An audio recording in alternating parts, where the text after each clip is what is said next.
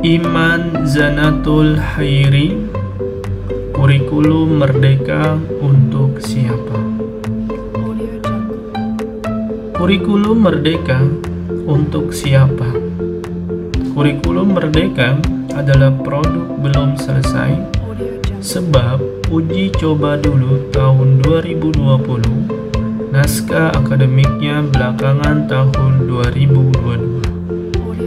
Belum pernah dalam sejarah pendidikan Indonesia dilaksanakan survei populasi dengan daya jangkau hingga 267.381 sekolah dan madrasah dalam satu laporan, yaitu Lapor Pendidikan Indonesia. Rapor pendidikan ini meliputi penilaian literasi, numerasi, keamanan sekolah, penyerapan SMK, dan angka partisipasi sekolah.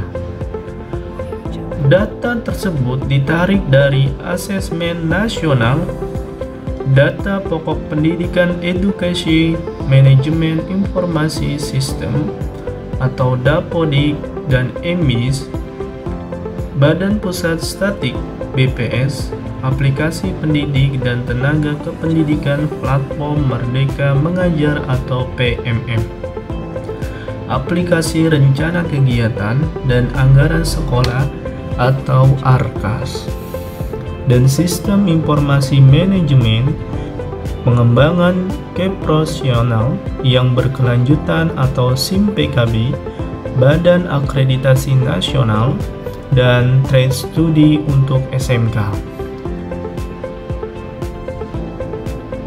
Hal ini bermuara pada keberhasilan Kementerian Pendidikan Kebudayaan Riset Teknologi menjadi pusat jaringan yang menghimpun data pendidikan di dalam big data dari negara dengan jumlah 3,37 juta guru dan 53,14 juta siswa.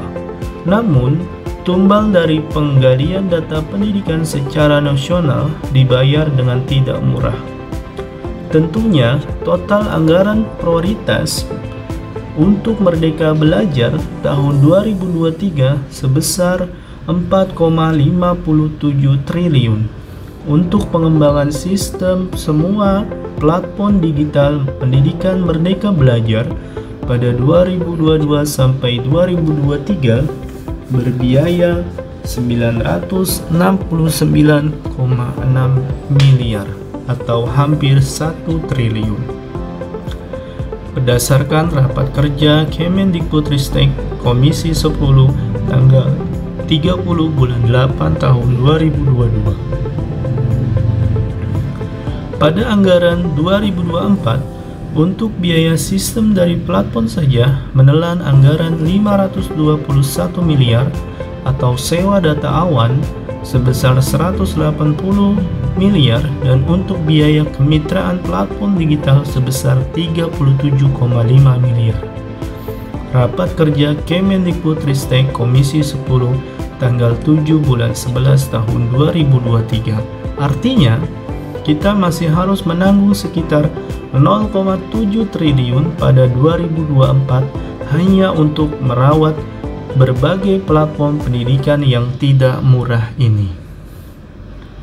Selain itu, program sekolah penggerak yang dipilih untuk mencoba kurikulum merdeka yang dinamai kurikulum prototipe mendapatkan dana BOS kinerja berjenjang dari SD sampai SMA dengan kisaran 150 juta sampai 200 juta per tahun. Tahun 2021, anggaran kurikulum sekolah penggerak mencapai 191,1 miliar.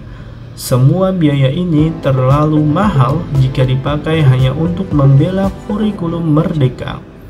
Dengan dalih telah berhasil meningkatkan skor literasi anak Indonesia. Demi kurikulum, kenyataannya hasil PISA 2022 menunjukkan bahwa skor matematika, membaca, dan sains Indonesia menurun di bawah rata-rata negara-negara anggota Organisasi Kerjasama dan Pembangunan Ekonomi. Meskipun dalam penirisan raport pendidikan Indonesia 2024 disampaikan bahwa capaian kurikulum prototipe dan kurikulum merdeka yang mana sama saja berhasil naiknya angka capaian, tidak jelas bagaimana kenaikannya dan seperti apa skalanya. Entah mengapa hasil raport pendidikan Indonesia 2024 tidak diterbitkan dalam laman resmi raportpendidikan.kemendikbud.go.id.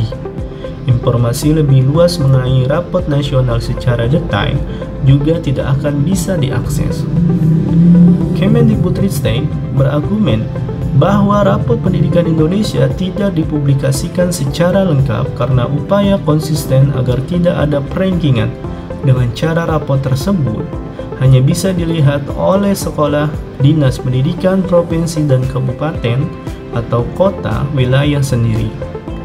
Seturut dengan itu, Kepala Badan Standar Kurikulum Asesmen Pendidikan Kemendikbudristek Andito Aditomo dalam pertemuan terakhir negara-negara yang membahas program PISA menyebut Indonesia mengusulkan agar peringkatan hasil PISA dihapus.